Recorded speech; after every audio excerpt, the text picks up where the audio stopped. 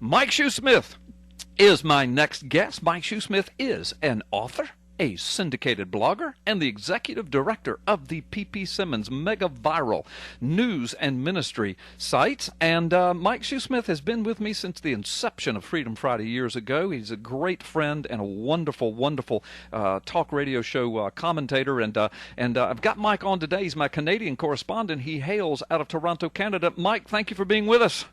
Hey, listen, I just, that was an amazing interview with Mr. Hovind there. I just, actually today I went to GenesisMovie.com and watched the trailer for that. And if you guys haven't seen that, it's amazing. That is some outstanding stuff there. Yeah. Do you know, Mike, I've known Eric since he was a young man. I mean, I'm going to say a little boy, but he wasn't little. I think he was 11 or 12 or 13, something like that. He's a grown man now, precious wife, beautiful children, head of a ministry, just loves God with all of his heart, loves the Lord, using all of his talents and gifts. He's just an unbelievable speaker, preacher, teacher, radio commentator, and now, making this movie. I mean, he's hooked up with Paul Taylor, a world-renowned apologist and Creation Today TV. I mean, this young man, man, God is using him.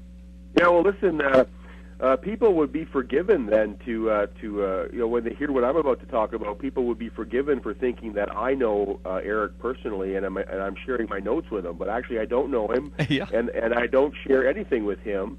But people will be forgiven for thinking that when they hear my topic, because now new data from compensation research firm PayScale reveals which majors are most rewarding. Majors is your line of study in college and university. Right.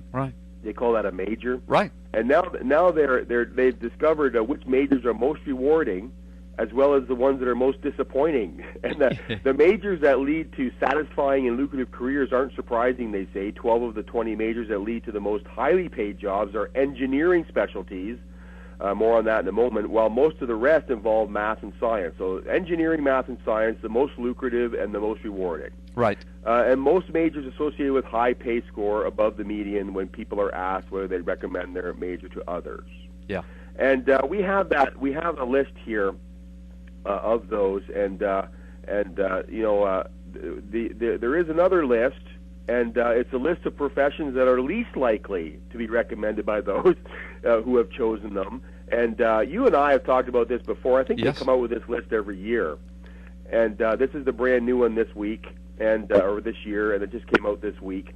And it's the usual suspects are there in the percentage who would least recommend their major to others.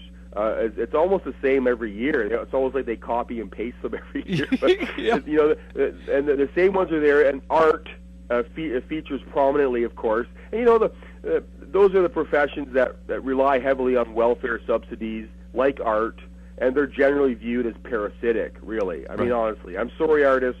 It's not that we don't appreciate your skill. It's simply that we resent having to pay for people to live off of what some would call a hobby, or a personal passion, which every society should enjoy, but no society should be forced to subsidize financially. Right.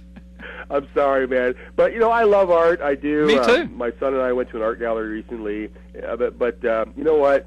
A lot of that stuff, we should not have to pay for that. No, I agree, and it's not surprising, that list, because.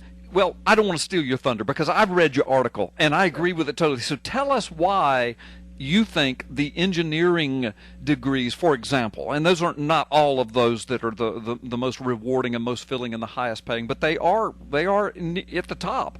Why are they the more fulfilling and the highest paying engineering type degrees? And why are the anthropology and the evolution sciences, why are those at the low end of the totem pole, not only in pay, but also in job satisfaction? Tell us why. Yeah, well, it's funny you mentioned anthropology, because that's the one I wanted to point people's attention to. Yeah. And because what is anthropology? Well, the partial definition from Wikipedia is anthropology is the discipline where humanities, social, and natural sciences are forced to confront one another. Anthropology, it says, builds on knowledge from natural sciences, including discoveries about the origin and evolution of Homo sapiens, that's what they call people, human traits, et cetera, and how the evolutionary path of Homo sapiens has influenced its social.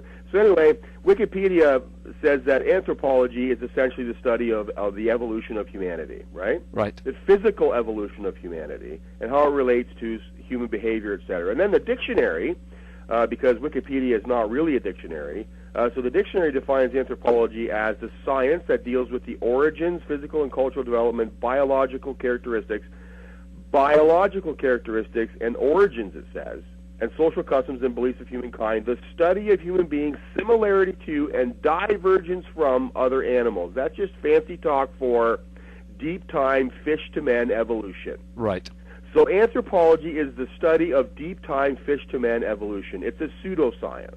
Absolutely, a fake science. There's nothing scientific about deep-time evolution. There are some scientific statements that can be made about microevolution and the changes within species. I mean, that's all very scientific and biblical, by the way.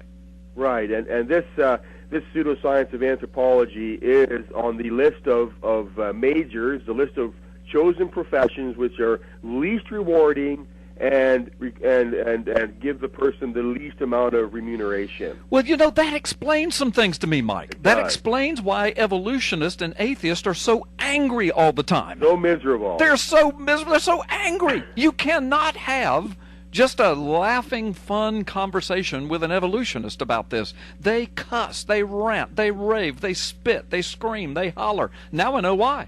Because they're not making any money, and they're not able to pay their bills. Yeah, and when we observe the categories which people find most satisfying, both in personal reward and financial remuneration, we see a very different picture here, Carl. Yep. And I have the list here. And if you go to my blog, ppsimmons.blogspot.com, you'll see the article there with the actual list, and you'll notice that the word engineering comes up quite often. Yeah. And as we have often said here at PP Simmons, there's no useful scientific discipline which requires the belief that people are animals which evolved from fish. Again, there's a definition from the dictionary for engineering.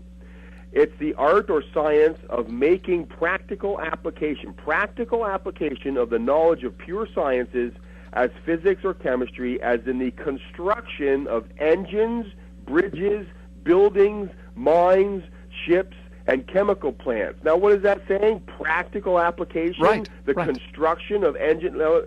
Now, remember that word, construction of engines, bridges, buildings, all the useful stuff that we have around us. And that's useful. Yeah, and absolutely none of that requires the belief in deep-time evolution. That's right. In other words, all of the useful, rewarding, satisfying, and most demanded areas of study can all be done without believing in evolution. Absolutely. And these numbers confirm it. Practical engineering is, at its most basic level, creation science. Yes. I suppose, that's why it all also happens to be the most satisfying, because having been created in the image and likeness of God, who is the ultimate creation scientist, and father of all useful engineering disciplines, we are only most happy and most satisfied when we are acting in line with the intended design of the master engineer. Very, very well said.